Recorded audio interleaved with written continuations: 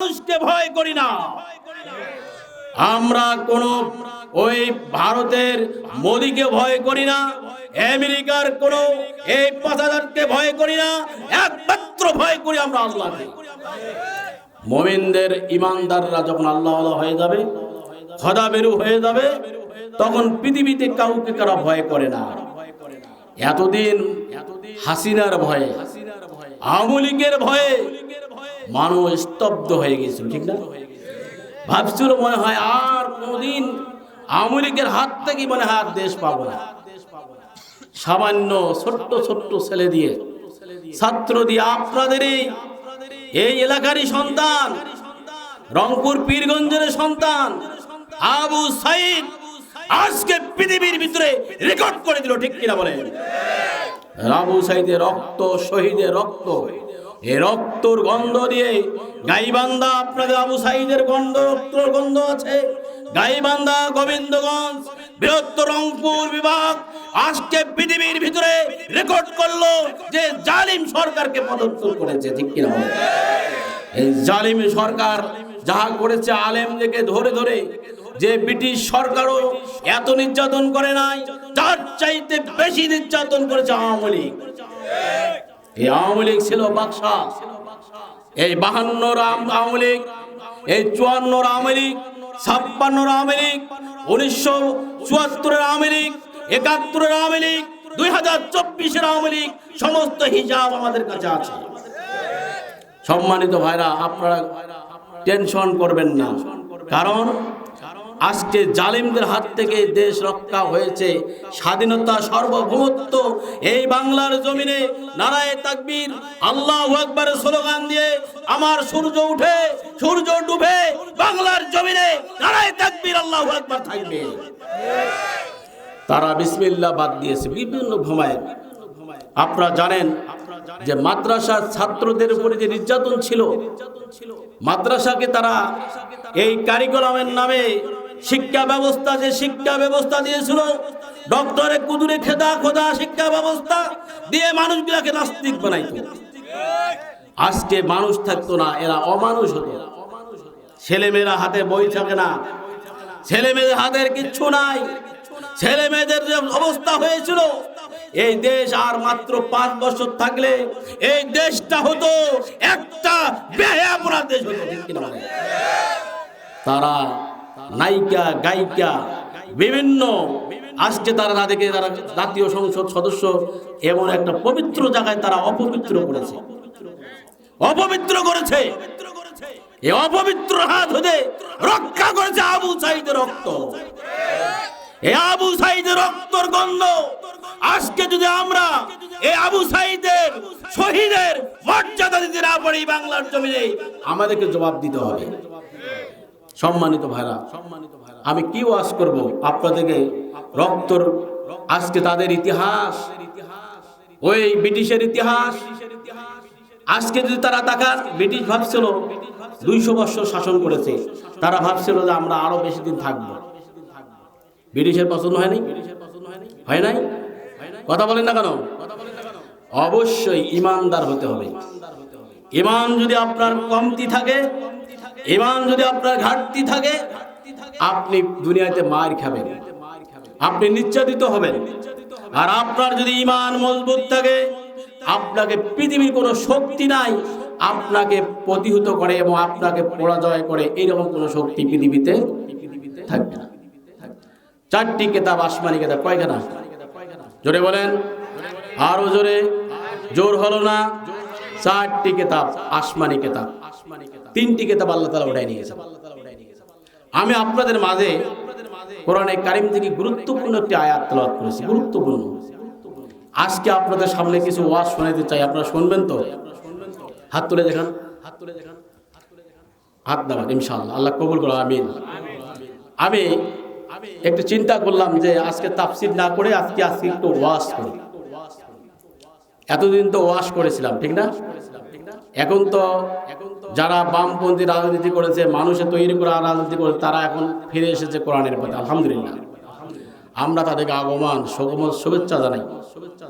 তারা ভুল পথ থেকে যদি ফিরে আসে, তারা যদি তওবা করে, আল্লাহ বলছে কুলিয়া ইবাদিয়াল্লাযী আলা আনফুসিহিম লা তাকনাতু মির রাহমাতিল্লাহ, বান্দা যদি তওবা করে আল্লাহ তার অতীতের সমস্ত গুনাহ আল্লাহ মাফ করে দিবেন। সুবহানাল্লাহ। তাদেরকে খারাপ কথা বলা যাবে? যাবে না। তিনখানা কিতাব আল্লাহ উঠাই নিলেন। এই তিনটি কিতাবের ভিতরে আপনার আমার নবীর নাম এমন কোন কিতাব নাই, এমন কোন জায়গায় নাই যে রাসূলের নাম নেই। সুবহানাল্লাহ। হযরত মুসা নবী উপরে যে কিতাব, এই কিতাব হলো তাওরাত। আল্লাহ রাব্বুল আলামিন তাওরাতের ভিতরে আপনার আমার নবীর নাম ৭১ বার লিখে দিয়েছে।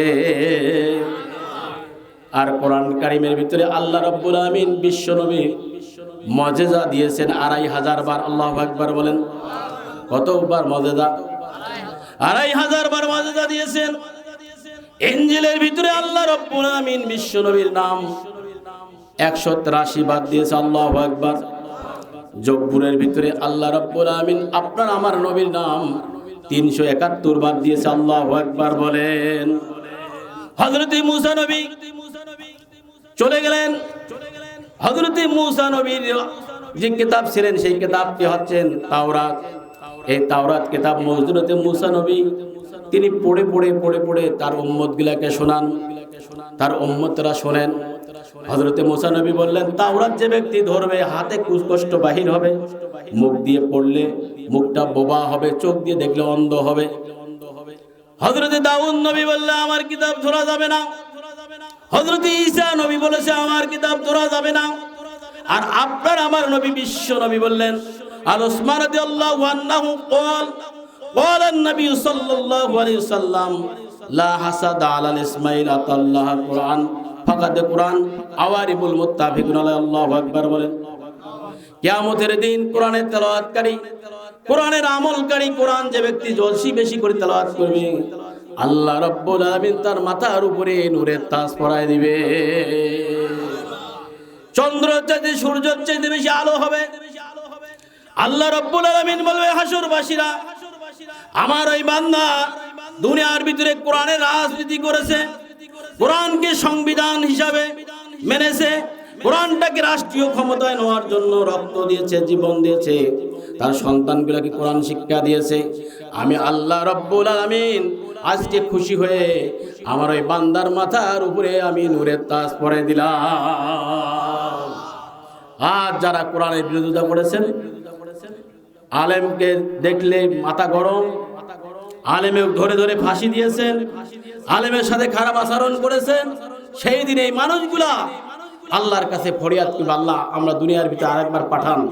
আল্লাহ বলবেন, লা ইউআসসিকুল্লাহু বাইনাহুম ওয়ালা তাজআলনা বাইনাহুম, কখনো আর কোনোদিন সুযোগ দেওয়া হবে না যে সুযোগ তোমাদেরকে দুনিয়াতে দিয়েছি সেই সুযোগ তোমরা হেরে ফেলে দিয়েছো।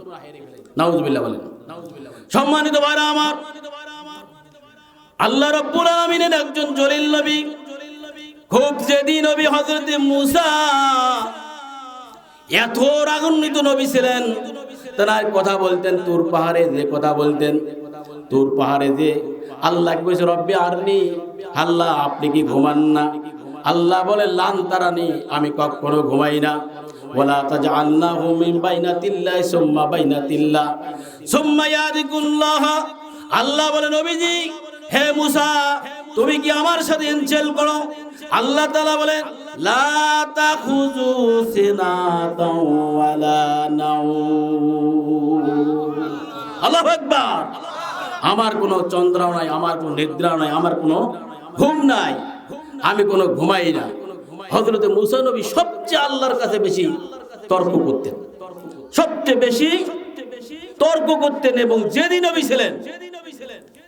হযরত মুসা নবী তার উম্মতকে বললেন, আমার উম্মতেরা তোমরা আমার কিতাব ধরিও না, এই কিতাব যদি ধরো কিতাবের ভিতরে হাত দিলে কষ্ট বাহির হবে। হযরত মুসা নবীর একজন উম্মত ছিলেন, বনি ইসরাইলের সবচেয়ে বড় আলেম ছিলেন। আজকে যারা অহংকার করে একটু মনোযোগ দিয়ে শুনবেন, আজকের টপিক হচ্ছে অহংকারের পতন। অহংকারের পতন এর উপরে আলোচনা হচ্ছে।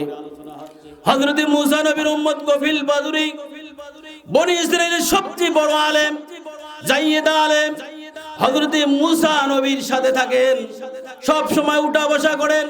হযরত মূসা নবী তুর পাহাড়ে যে আল্লাহকে রব্বানা যালাবনা বলেন, রব্বানা যালাবনা আনফুসানা ওয়া ইল্লাম তাগফির লানা ওয়া তারহামনা লানাকুনান্না মিনাল খাসিরিন। জোরে আল্লাহু আকবার। এই দোয়াটা প্রত্যেকটা নবী করেছেন। আল্লাহু আকবার। আর আজকে নামাজে হাত উঠাইলে দোয়া করলে অনেকেই পড়ে যে বেদাত বেদাত। আরে আল্লাহর কাছে হাত তুললে দোয়া করলে বেদাত হয়, এইটা কোনো দলিল দিতে পারবে না। প্রত্যেকটা নবী দোয়া করেছেন। হযরত মূসা নবী এবার তুর পাহাড়ে যে আল্লাহকে দোয়া করলেন, আল্লাহ রাব্বুল আলামিন জানায় দিলেন, পয়গম্বর মূসা রে, আমি এমন একজন প্রভু, আমি এমন একজন স্রষ্টা, তোমার কিতাবের ভিতরে আমি আমার বন্ধুর নাম দিয়েছি, কিন্তু আমি জানতেছি তোমার একজন উম্মত, অহংকারী উম্মত, আমার বন্ধুর নাম তাওরাত থেকে কেটে দইবে। এই কথাটা আমি তোমাকে হুঁশিয়ার করে দিলাম। হযরত মূসা নবী তুর পাহাড় থেকে চলে এসে উম্মতগুলাকে, উম্মতগুলাকে বসে তার সাথে পরামর্শ করলেন। হঠাৎ করে আল্লাহ রাব্বুল আলামিন এমন একটি ঘটনা, এলাকার ভিতরে সবচেয়ে একজন খুনি, একজন ডাকাত, কোনোদিন জীবনে নবীর দরবারে যায় নাই, কোনোদিন পাঞ্জাবি পরে নাই, টুপি পরে নাই, পাগড়ি পরে নাই, হঠাৎ করে পাঞ্জাবি পরে, টুপি পরে, যেমন আপনারা ওয়াজ শুনতে আসেন নাই? আহারে ওয়াজ শুনে যাই, একটু ওয়াজ শুনতে গেলে মানুষ মনটা নরম হয়। টুপি পরে, পাঞ্জাবি পরে, উজু করে, সুরমা লাগায়, আতর লাগে, ওয়াজ মাহফিলে আসেন। হযরতে মূসা নবীর মজলিসের সামনে একজন ডাকাত খুনি সারা জীবন অন্যায় করেছে। হঠাৎ করে ভাবলেন, আজকে আমি একটা চান্স নেই, নবীর দরবারে যে আমি একটু তাওরাত শুনি, আমি যদি তওবা করি, আমার আল্লাহ আমাকে মাফ করে দিতে পারে। আল্লাহু আকবার বলেন। হযরত মূসা নবী ওই জায়গায় দাঁড়াইলেন, দাঁড়িয়ে আল্লাহর কাছে দোয়া করলেন, আল্লাহ আমার কোন উম্মত তাওরাত থেকে তোমার নবীর নাম কেটে দিবে, আপনি একটু দেখায় দেন। এই কথা বলার সাথে সাথে আল্লাহ রাব্বুল আমিন, হযরতে জিবরাইল আমিন হযরতে মূসা নবীর কাছে এসেছিলেন 112 বার। আল্লাহু আকবার বলে, আল্লাহু আকবার। কোরআনে কারীমের ভিতরে 25 জন নবীর নাম আল্লাহ রাব্বুল আমিন ডাইরেক্ট দিয়েছেন। এবার হযরতে জিবরাইল ডাইরেক্ট চলে আসলেন, ওইখানে এসে বললেন, ও পয়গম্বর মূসা, আল্লাহ আপনাকে সালাম দিয়েছে। এই মজলিসের ভিতরে একজন ডাকাত আছে, খুনি আছে, এই খুনিটাকে বাহির করে না দিলে আল্লাহ রাব্বুল আমিন আজকে আপনার দোয়া কবুল করবেন না। হযরতে মূসা নবী ঘোষণা দিলেন, কে আসো? খুনি কে আসো? ডাকাত কে আসো? এখান থেকে বাহির হয়ে যাও। ওই লোকটি মাত্র জীবনে কোনোদিন নবীর দরবারে আসেন নাই, আজকে প্রথম এসেছে। লোকটি চৌকের বাড়ি ফেলায় দিয়ে এমন ভাবে কাঁদতেছে, আল্লাহ জীবনে কোনোদিন আমি নবীর দরবারে আসি নাই, জীবনে কোনোদিন পাঞ্জাবি পরি নাই, টুপি পরি নাই, আজকে প্রথম এসেছি। রব্বুল আলামিন আমাকে তুমি বেইজ্জতি করাইও না। আল্লাহ আজকে যদি এখান থেকে আমাকে বাহির করে দেয়, তাহলে আগামীকাল বলবে অমুকের ছেলে অমুক সবচেয়ে খারাপ ছিল, সবচেয়ে খারাপ বদমাশ খুনি, তাকে মজলিস থেকে বাহির করে দিয়েছে। চৌকের পানি ফেলায় দিয়ে এমন ভাবে কান্না করা শুরু করে দিলেন। হযরত মূসা নবী তুর পাহাড় চলে গেলেন। আল্লাহ বললেন, পয়গম্বর মূসা রে, তুমি যখন ডাকাত খুঁজতেছো, তুমি যখন ডাকাত খোঁজার জন্য ঘোষণা দিয়েছো, আমার ওই বান্দা এমন তওবা করেছে, আমি আল্লাহ রাব্বুল আমিন ওই মজলিসের ভিতরে শ্রেষ্ঠ ঈমানদার তাকে বানায় দিয়েছি। আল্লাহু আকবার। তওবা করলে, এখানে বসে যদি তওবা করেন, তাহলে জীবনে অতীতের সমস্ত গুনাহ মাফ হয়ে যাবে। আর শয়তান কিন্তু চতুর্পাশে আছে ভাই, বাহির হ আয়। তার মানে আপনাকে ওই যে গুনাহ, আপনার আমার জীবনে যত গুনাহ ছিল সমস্ত গুনাহ কিন্তু মাহফিলের বাহিরে। চতুর্পাশে ফেরেশতারা আল্লাহর কাছে দোয়া করতেছে। একটা ফেরেশতা আরেকটা ফেরেশতার ঘাড়ে চড়ে বলতেছে, আল্লাহ ওই দেখো কাঁঠালবাড়ি কামিল মাদ্রাসার মাঠে তোমার বান্দারা বসে, তোমার বান্দিরা বসে, জাহান্নাম না দেখে, জান্নাত না দেখে, তোমার কিয়ামতের শাস্তি না দেখে আল্লাহ বসে তারা ওয়াদা করতেছে, চৌকের বাড়ি ফেলে যাচ্ছে। দেখো আল্লাহ রাব্বুল আলামিন বলেন, ইয়া